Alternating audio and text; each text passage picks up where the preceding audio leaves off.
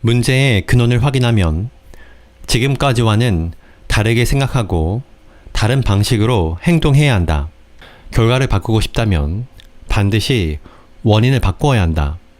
그러나 지금까지의 삶이 기대와는 정반대로 전개되고 있다고 해서 항상 180도의 전환이 필요한 것은 아니다. 오히려 1도의 관점 전환과 1%의 행동 변화만으로도 충분한 경우가 더 많다.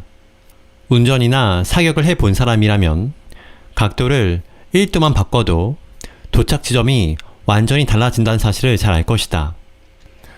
치명적인 사고들이 대개 간단한 결함 때문에 발생한 것처럼 심각한 감정 문제 역시 하찮게 생각하는 태도 때문에 발생한다.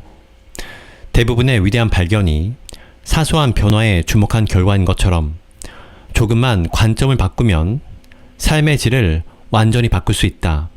사소한 일도 부정적인 관점으로 접근하면 커다란 문제로 발전하고 반대로 작은 일들도 긍정적인 방향으로 지속하면 위대한 성취로 이어진다. 1%의 미세한 차이가 180도 다른 결과를 가져올 수 있다는 사실을 받아들인다면 조만간 우리의 삶은 완전히 다른 방향으로 전개될 것이다.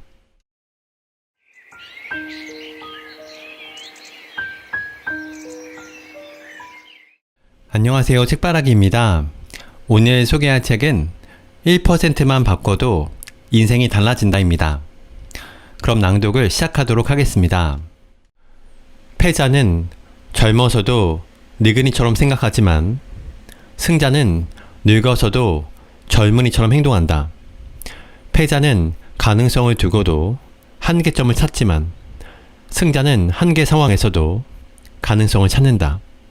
패자는 이대로도 좋다라고 체념하지만 승자는 이것 말고는 없을까 하고 더 나은 답을 구한다. 패자는 오를 수 있는 나무도 쳐다보지 않지만 승자는 못 오를 나무도 혼신을 다해 올라간다. 패자는 현실을 머리로만 꿈꾸지만 승자는 꿈을 행동으로 실현한다. 패자는 시작이 요란하고 말로 행위를 변명하지만 승자는 시작이 차분하며 말 대신 행동으로 증명해 보인다. 새로 시작하기에 너무 늦은 때란 없다. 어디에 있느냐는 중요하지 않다. 어디로 가고 있느냐가 가장 중요하다. 늙었다고 생각하면 늙은이처럼 행동하게 된다. 오래전에 알코올 중독 환자를 면담한 적이 있다. 그의 아버지 역시 알코올 중독으로 사망했다. 중독된 이유를 묻자 유전인가 봐요. 그런 아버지한테서 태어났으니까요 라고 답했다. 얼마 후 그의 동생을 만났는데 그는 훌륭한 인품을 갖춘 사람으로 규모는 작지만 자기 사업을 탄탄하게 꾸려가고 있었다. 그에게 술을 마시는지 묻자 그는 이렇게 되물었다. 그런 아버지 밑에서 자랐는데 제가 어떻게 술을 마실 수 있겠습니까? 같은 아버지 밑에서 자랐는데 형제가 어쩌면 이렇게 다를 수 있을까? 그들이 그토록 상반된 행동을 한 것은 환경 때문이 아니라 그 환경에 부여하는 의미가 달랐기 때문이다. 형은 아버지가 알코올 중독자였다는 사실을 자신의 문제에 대한 책임을 회피하는 변명의 구실로 삼았다. 반면 같은 사실을 동생은 알코올 중독에 빠지지 않게 해주었던 계기로 삼았다. 마찬가지로 아무리 젊더라도 스스로 시작하기엔 너무 늦은 나이라고 믿는다면 아무것도 시작할 수 없다. 할 수 있는 방법을 찾지 않기 때문이다. 그러나 아무리 나이가 많아도 지금도 늦지 않은 나이라고 믿는다면 무엇이든 할 수 있다. 어떻게든 할 수 있는 방법을 찾기 때문이다.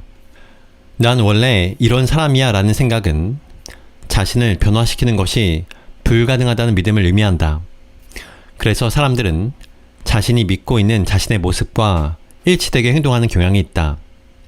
예컨대 난 원래 내성적인 사람이야 라고 굳게 믿고 있는 사람은 항상 내성적으로 행동한다. 그래서 내성적인 성격에서 벗어나지 못하는 것이다. 내성적인 성격에서 벗어날 수 있는 유일한 방법은 자신에 대한 믿음을 바꾸는 것이다. 즉, 나는 내성적인 사람이 아니다. 혹은 나는 외향적인 사람이다 라는 믿음으로 바꾸는 것이다. 30이나 됐는데 이 나이에 뭘, 벌써 40인데 뭔가를 새로 시작하는 게 라고 체념하는 사람들이 많다. 나이가 드는 것은 아무도 막을 수 없다. 그러나 정신을 젊게 유지하는 것은 누구나 스스로 선택할 수 있다. 인간은 자신의 입장을 선택함으로써 운명을 변화시킬 수 있다. 성공하는 사람이 따로 있는 것은 아니다. 재능이 없다고 말하는 사람들은 대부분 별로 시도해 본 일이 없는 사람들이다. 성공하는 사람은 따로 있다. 나는 특별한 재능을 타고나지 못했다라고 믿는다면 결코 성공할 수 없다. 이는 3가지 단계를 거치게 된다. 첫째, 스스로 재능이 없다고 판단한다. 둘째, 일단 재능이 없다고 믿으면 그것과 일치되게 목표를 낮게 잡거나 노력하지 않는다. 셋째, 그 결과 성공을 경험할 수 없게 된다. 결과적으로 재능이 없다는 증거를 확보하게 되어 더 이상 시도가 필요 없다고 믿게 된다. 뭔가를 성취하길 원한다면 반드시 해야 할 일이 하나 있다. 스스로에게 재능이 없다는 믿음을 단호하게 거부하는 것이다. 재능을 갖고 있다는 확고한 신념이 없으면 아무리 놀라운 재능을 갖고 있어도 소용이 없다. 자기만의 재능을 찾는 4가지 방법. 첫째, 평소 동경하던 일이 무엇인지 찾아보라. 둘째, 특별히 배운 적도 없는데 방법을 잘 알며 별로 노력을 기울이지 않아도 쉽게 이뤄냈던 일이 무엇인지 생각해보라.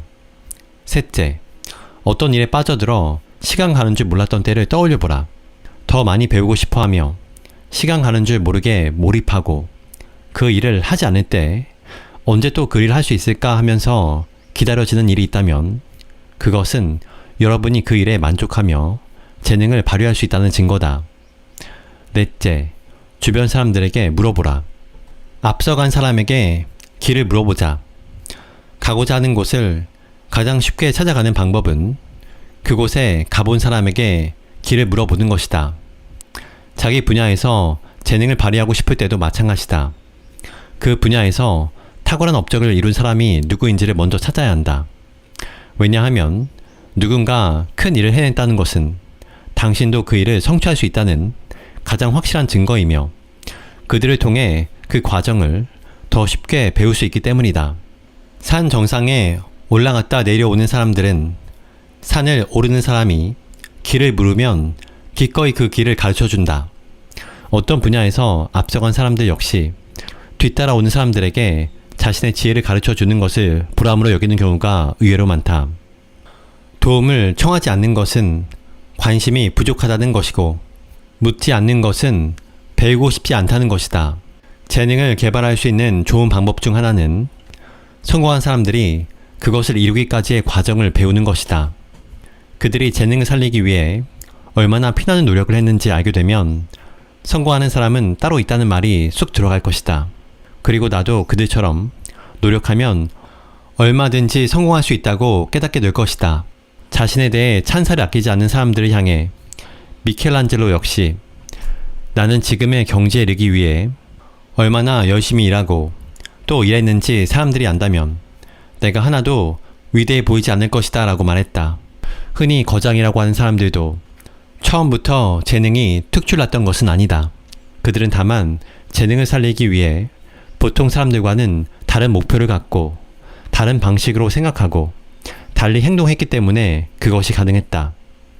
타고난 재능이 없다고 한탄하지 말자. 대신 성공한 사람들이 어떤 생각을 갖고 어떻게 행동했는지를 먼저 배우자. 출발하기 전에 갈 곳을 확실히 정한다. 어디로 가고 있는지 모른다면 우리는 결국 전혀 다른 곳에 도착할 것이다. 목표를 갖지 않는 이유. 첫 번째, 현재 상태가 부분적으로라도 만족감을 제공해주기 때문이다. 둘째, 목표를 갖게 되었을 때 감당해야 할 부담이 싫기 때문이다. 예를 들어 매일 아침 일찍 일어나 조깅을 하겠다는 목표를 세우면 적어도 2가지, 즉 더 잘 수 있는 시간과 뛰는 노력을 투자해야 한다. 셋째, 즉각적인 만족을 줄 수 있는 유혹들에 휘둘리기 때문이다. 넷째, 실패와 그로 인해 자존심이 상하는 것을 두려워하기 때문이다. 하지만 잊지 말아야 할 것이 있다. 항상 하던 대로만 한다면 늘 얻었던 것만 얻게 된다는 사실이다. 모든 물체는 자신에게 힘이 가해져 현재 상태를 바꾸도록 강요받지 않는 한 정지 상태로 있거나 직선 방향으로의 등속 운동을 계속한다. 이와 같은 뉴턴의 제1운동 법칙은 인간의 행동에도 적용된다. 인간은 매우 고집스러운 동물이기 때문에 다른 곳으로 이동하기 위해 스스로 강한 충격을 가하지 않는 한 영원히 그 자리에 머물 수밖에 없다. 설사 아무리 강한 충격을 가하더라도 방향을 제대로 잡지 않는다면 우리는 전혀 엉뚱한 곳으로 가게 될 뿐이다. 그래서 목표가 필요하다. 가야 할 곳을 알아야 하는 까닭. 나폴레옹 힐은 여러 분야에서 성공한 사람들을 조사해서 그들이 갖고 있는 공통점을 찾아냈다. 성공한 사람들은 하나같이 확고한 목표와 목표에 대한 집요함을 가지고 있었다. 이는 그들이 갖고 있는 천재성이나 그 외에 어떤 특성들보다 우세했다. 목표가 없으면 성공은 불가능하다. 성공이 무엇인지 정해놓지 않으면 결코 거기에 도달할 수 없다. 그래서 가야 할 곳을 안다는 것은 정말 중요한 일이다. 목표가 우리의 삶에 어떤 도움이 되는지 구체적으로 살펴보자. 첫째, 선택에 대한 확실한 지침을 제공해준다. 우리는 한정된 시간에 선택해야 할 일이 너무 많은 세상에 살고 있다. 목표는 우리가 원하는 것을 달성할 수 있는 활동에만 초점을 맞추게 하며 가치 없는 일에 시간을 낭비하지 않게 도와준다. 내면 깊숙이 이것을 하겠다는 강렬한 욕구가 있을 때 저것은 하지 않겠다고 말하는 것은 어렵지 않다. 둘째, 역경 속에서도 쉽게 포기하지 않게 한다. 정신과 의사 빅터 프랭클은 죽음의 수용소에서 나치 수용소에서 끝까지 살아남은 사람들에 대해 이렇게 말했다. 그들은 가장 건강한 사람도, 가장 영양 상태가 좋은 사람도, 가장 지능이 우수한 사람도 아니었다. 그들은 살아야 한다는 절실한 이유와 살아남아서 해야 할 구체적 목표를 가진 사람들이었다. 목표가 강한 의욕과 원동력을 지속적으로 제공했기 때문이다. 셋째, 지겨움을 줄여주고 성취감을 갖게 한다. 목표 없이 하는 일은 달성 여부를 확인할 수 없기 때문에 쉽게 지겨워진다. 방을 정리하는 것과 같은 사소한 일도 목표를 정하고 하면 지겨움이 훨씬 덜하다. 그뿐만 아니라 목표를 달성했다는 성취감도 느낄 수 있다. 넷째, 효과적인 해결 방법을 찾게 해준다. 목표를 정하면 주변의 사물들을 목표와 관련해서 새롭게 인식하게 되고 필요한 정보들이 눈에 띄게 되며 새로운 아이디어가 떠오르게 된다. 개 눈에는 똥만 보인다는 속담처럼 우리의 두뇌에는 흥미를 느끼는 정보에만 선택적으로 관심을 기울이게 하는 필터가 있기 때문이다. 삶에 목표가 없는 것은 축구장에 골대가 없는 것과 같고 화이터에 관역이 없는 것과 같다. 골대와 관역이 없다면 골인과 명중은 있을 수 없다. 그래서 명확한 목표가 필요한 것이다. 끝을 생각하면 시작이 달라진다. 나는 상담하러 온 사람들에게 가끔 자신의 묘비명이나 사망 기사를 쓰도록 요청한다. 죽음에 직면하게 되면 삶의 유한성에 대한 자각이 증가하게 되어 삶을 바라보는 시각이 완전히 달라질 수 있기 때문이다. 사람들은 한계 상황에 직면하면 자신에게 주어진 축복에 감사하고 진정으로 원하고 해야 할 일이 무엇인지 진지하게 따져보게 된다. 따라서 현재의 삶이 만족스럽지 않다면 죽음을 어떻게 맞이할 것인지를 머릿속에 떠올려 봐야 한다. 우리가 자신에 대해 가장 확실하게 알고 있는 세 가지가 있다. 첫째, 이 세상에 태어났다는 사실이다. 둘째, 언젠가는 죽는다는 사실이다.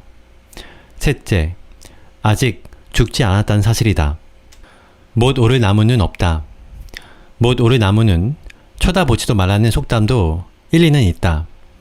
어떤 면에서 우리 모두는 한계를 가지고 있기 때문이다. 그렇다고 해서 올라가 보지도 않고 오르지 못할 나무라고 생각하지는 말아야 한다. 시도해보지 않은 사람은 오를 수 없는 나무라고 말할 자격도 없다.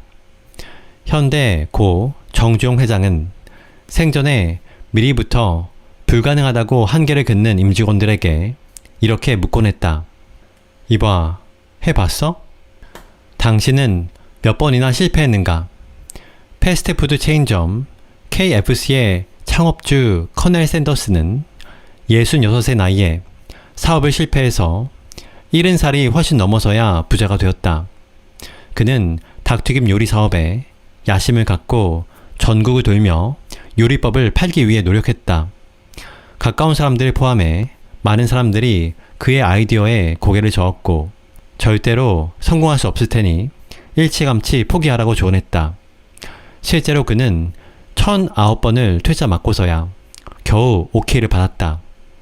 나는 사람들에게 샌더스의 얘기를 해주면서 노라는 대답을 들을 때마다 예스에 한 발자국씩 가까워지고 있다고 생각하는 게 어떻겠냐고 말해주었다. 더 이상 시도할 필요가 없을 정도로 충분히 실패했다고 생각하는가? 지금까지 퇴짜 맞은 횟수가 과연 샌더스처럼 1000번이 넘었는가? 실패를 두려워하지 마라.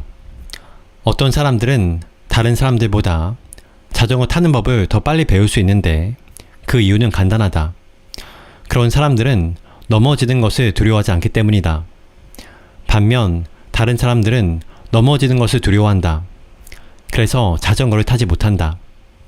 사실 실패와 성공은 모두 같은 과정에서 나온다. 홈런을 치는 것과 스트라이크 아웃을 당하는 것은 모두 같은 행동, 즉 타석에 들어가 공을 치는 행동에서 나온 결과이다. 실패를 나쁜 것이라고 생각하면 실패할 수 있는 상황 자체를 기피하게 된다. 그래서 새로운 것을 생각하는 것조차 시도하지 않게 되는 것이다. 새로운 발견과 성취의 역사를 돌이켜보면 잘못된 가정과 아이디어, 실패한 시도를 초석으로 이루어진 이야기로 가득 차 있다. 우리는 실패할 때 자신과 그 일에 대해 가장 많이 배운다. 문제는 실패가 아니라 실패를 다루는 방식이다. 승자와 패자의 차이는 실패를 다루는 방식에서 나오며 승자는 실패를 통해 성공에 다가서는 법을 배우고 패자는 실패를 통해 성공에서 멀어지는 법을 배운다. 에디슨이 전구를 만드는 것 자체가 불가능하다고 생각했다면 어떻게 되었을까? 만약 101번쯤 시도한 다음 포기했다면 참으로 다행스럽게도 그는 수천 번 넘게 시도했다. 그리고 수많은 실패들을 통해 오히려 새로운 해결책을 찾아냈고 마침내 성공했다. 모든 가능성을 다 시도해 보았다고 생각할 때조차도 반드시 명심해야 할 말이 있다. 그래도 여전히 가능성은 남아있다. 승자가 되려면 승자처럼 행동하라. 계획을 위해 쏟은 1시간은 실행에 옮겼을 때 서너 시간을 절약시켜준다. 성공한 사람처럼 생각하고 목표를 달성한 것처럼 행동하면 우리에게 놀랄만한 일이 일어난다. 우리의 온갖 에너지가 그쪽으로 쏠리기 때문이다. 승자가 되려면 목표를 성취한 자신의 모습을 상상하는데 매일 얼마 정도의 시간을 할애해야 한다. 벤처 회사를 설립하는 것이 목표라면 일단 모델이 될 만한 회사에 들려보라. 그리고 그 회사의 CEO가 되어 있는 자신의 모습을 그려보라. 원하는 바를 생생하게 상상할 수 있다면 여러분은 이미 마음속에 그것을 성취한 것이다. 지금까지와 다른 모습으로 살기를 원하는 사람들을 상담할 때마다 마치 무엇인 것처럼 기법이 있다. 예컨대 대인 공포증에서 벗어나려면 어떻게 하면 될까?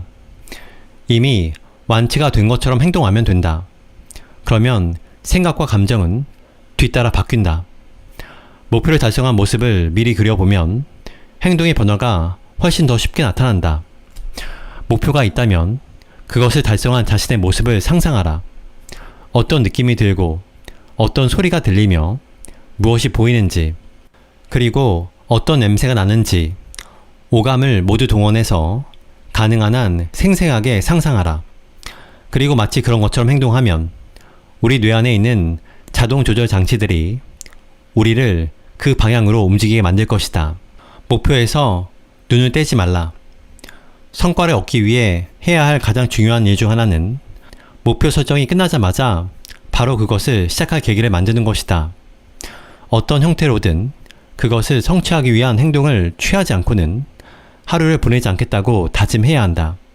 그것은 매일 시간을 정해놓고 목표에 대한 생각을 하는 것일 수도 있고, 적어도 한 가지씩 매일 실행하는 것일 수도 있다. 모든 구기 종목 스포츠에서 한 가지 원칙이 있다. 공에서 눈을 떼지 말라는 것이다. 상담을 하거나 학생들을 가르치다 보면 긍정적인 변화가 빨리 오는 학생들에게는 한 가지 공통점이 있다. 그것은 목표에서 눈을 떼지 않았다는 것이다. 여러분이 원하는 것이 있다면 그것에서 눈을 떼지 말아야 한다. 매일 목표와 관련된 책을 구입해서 읽고 정보를 수집하고 그 분야에서 성공한 사람들에 대해 생각하라. 산책하면서, 출퇴근 시간에, 화장실이나 목욕탕에서도 목표와 관련된 생각을 하라. 그리고 머릿속으로 연습하라. 글로 쓴 목표의 위력.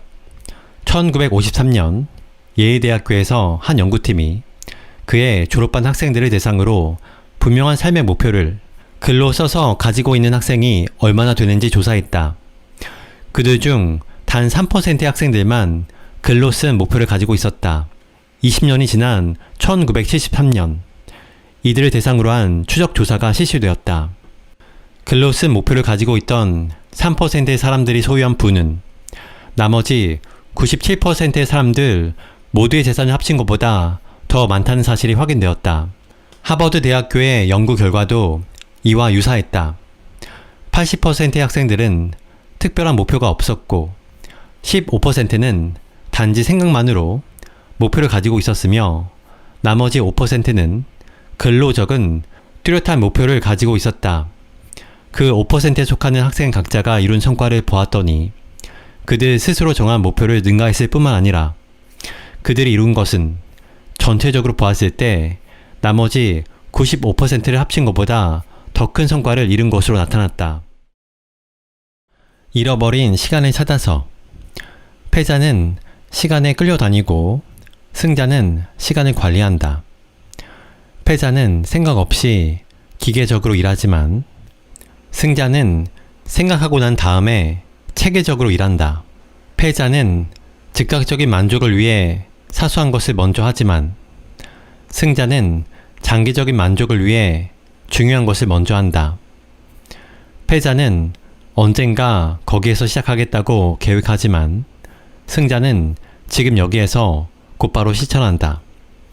패자는 뭔가 할 수 있는 시간에도 아무것도 하지 않지만 승자는 아무것도 할 수 없는 시간에도 뭔가를 한다. 패자는 문제의 변두리에서 맴돌지만 승자는 문제의 핵심으로 뛰어든다. 패자는 게으르지만 항상 분주하고 승자는 부지런하지만 항상 여유가 있다. 시간 관리를 못하면 인생 관리가 안 된다. 빌 게이츠에게도 윈스터 처칠에게도 하루 24시간이다. 하지만 이들은 남들보다 시간을 적절히 활용한 덕분에 뛰어난 인물이 될 수 있었다. 우리가 지금 느끼고 있는 것이 행복이든 불행이든 그것은 과거의 산물이다. 만약 나는 왜 이 모양일까 라고 후회한다면 그것은 후회할 일에 많은 시간을 사용했기 때문이다. 반면에 행복해 라는 느낌을 갖는다면 그것은 행복을 느낄 수 있는 일에 시간을 투자했기 때문이다. 여러분 주위에 누군가가 어떤 사람인지 알고 싶다면 그 사람이 무엇을 하며 시간을 보냈는지 관찰해 보면 된다. 만약 투덜거리는 일로 대부분의 시간을 보낸다면 그 사람은 불만이 많은 사람이다. 또 뭔가 생산적인 일을 하면서 하루의 대부분을 보낸다면 그는 생산적인 사람이다. 시간이란 무엇인가? 문자 그대로 시간이란 때와 때 사이의 간격이라는 말이며 이 간격이 어떤 일로 채워진다는 의미가 내포되어 있다. 삶을 효율적으로 관리한다는 것은 곧 시간을 효율적으로 관리한다는 말이다. 시간을 효율적으로 관리하기 위해서는 무엇보다 먼저 시간이 갖고 있는 속성을 알아야 한다.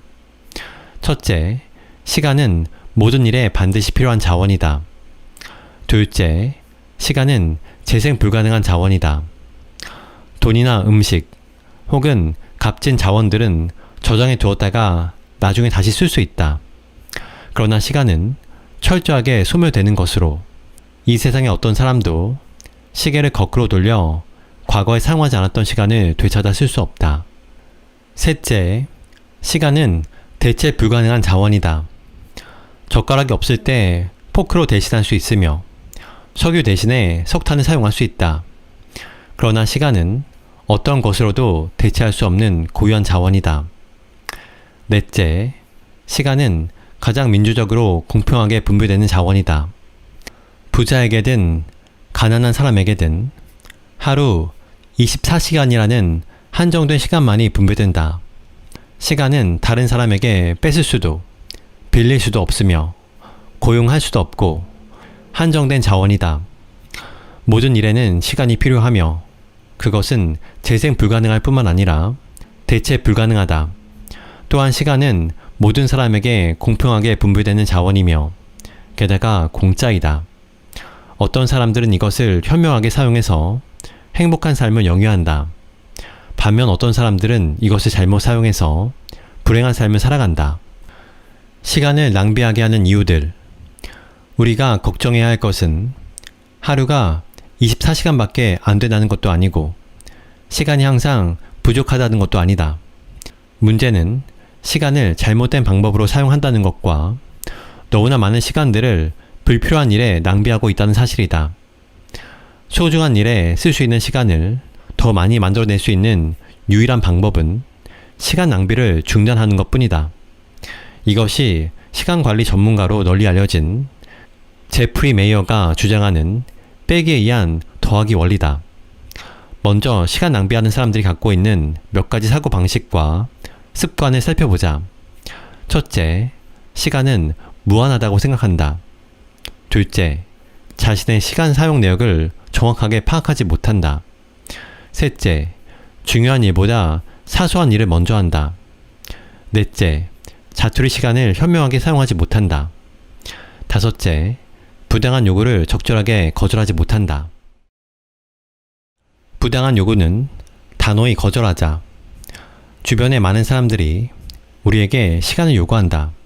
다른 사람에게 돈 몇 푼 주는 것은 쉽게 거절하는 사람도 소중한 시간을 강요하는 불필요한 부탁을 거절하지 못하는 경우가 많다. 극작가 줄루 레나드는 변명을 늘어놓지 않고 저녁 초대를 거절할 수 있는 사람이 진정 자유로운 사람이다라고 말했다.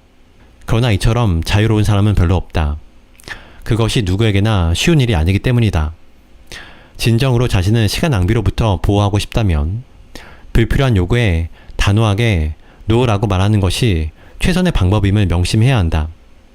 스미스라는 심리학자는 죄의식을 갖지 않고 노라고 말하기 위한 10계명을 다음과 같이 소개하고 있다.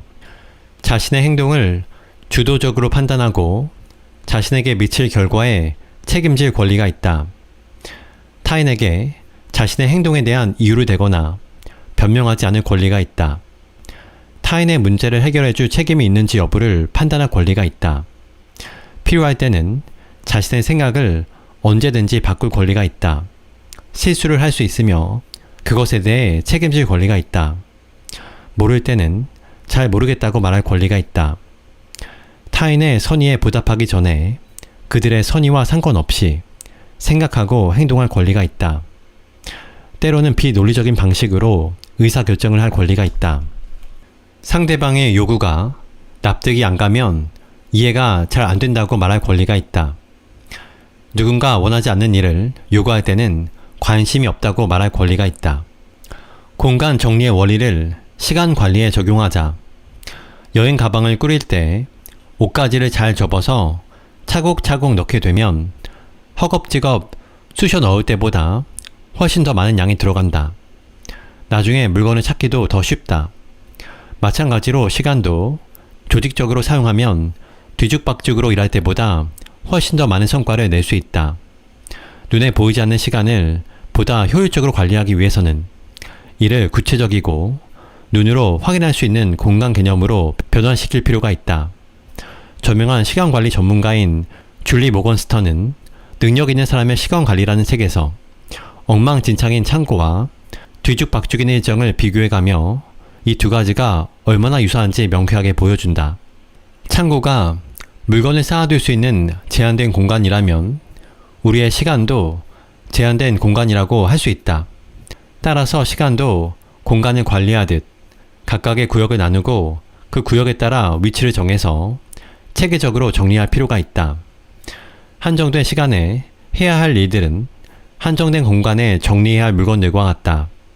버릴 것은 버리고 우선순위와 중요성에 따라 공간의 크기나 위치를 할당해야 시간이라는 공간을 최대한 활용할 수 있다.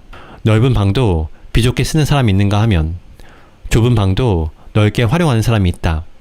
마찬가지로 늘 허겁지겁 쫓기듯이 일을 하면서도 해놓은 일이 없는 사람이 있는가 하면 묵묵히 일하면서도 여분의 시간을 즐기고도 결과가 좋은 사람들이 있다. 시간 관리 10계명. 시간 사용 내역을 구체적으로 그리고 정확하게 파악한다. 즉각적인 만족을 주는 사소한 일보다 중요한 일을 먼저 한다. 해야 할 일들은 데드라인을 정해 반드시 기한 내에 마무리 짓는다. 자투리 시간을 흘려보내지 않고 생산적으로 활용한다. 핵심적인 일에 치중하고 나머지 일들은 적임자에게 위임한다. 맺고 끊는 것을 명확히 하고 가능한 한 삶을 단순화한다. 완벽하게 준비될 때까지는 기다리는 것보다 즉시 실천한다. 불필요한 요구는 단호하게 지혜롭게 거절한다. 포기할 것은 빨리 포기하고 버릴 것은 그때그때 버린다. 자기만의 안식처를 갖고 휴식 시간을 철저히 지킨다. 오늘을 돌아보면 내일이 달라진다. 가정주부건 직장인이건 학생이건 아니면 최고 경영자건 사람들이 자기가 사용한 시간을 정확하게 파악하지 못한 이유가 무엇일까? 첫째, 우리의 기억력이 생각처럼 정확하지 못하기 때문이다. 둘째, 사물을 평가할 때 우리는 가능한 자신에게 유리한 쪽으로 해석하고자 하는 욕구를 가지고 있기 때문이다. 그래서 해야 하는 일에 사용하는 시간은 과장하고 하지 않아도 되는 일에 낭비하는 시간은 과소평가하게 된다. 그래야 자신의 행위를 정당화할 수 있고 자존심을 유지할 수 있기 때문이다. 따라서 시간을 효율적으로 관리하고 싶다면 무엇보다 먼저 실제로 시간을 어디에 사용하고 있는지 조목조목 파악해야 한다. 각각의 활동 내용을 적고 시작되는 시간과 끝나는 시간, 소요 시간을 적어보자. 예를 들어 수면, 텔레비전 시청, 컴퓨터 사용, 수다 떨기 등 구체적인 내용을 모조리 적자. 시간 사용 내역서를 작성할 때 염두에 두어야 할 몇 가지 일들이 있다. 첫째, 늘리거나 줄이고 싶은 활동 내역들을 파악하라. 둘째, 이러한 활동들의 빈도와 시간을 기록하라. 셋째, 이런 활동들이 나타나는 환경이나 조건을 찾아보라. 넷째, 유용한 활동들에 사용된 시간과 헛되이 낭비된 시간들의 합계를 계산해서 비교하라.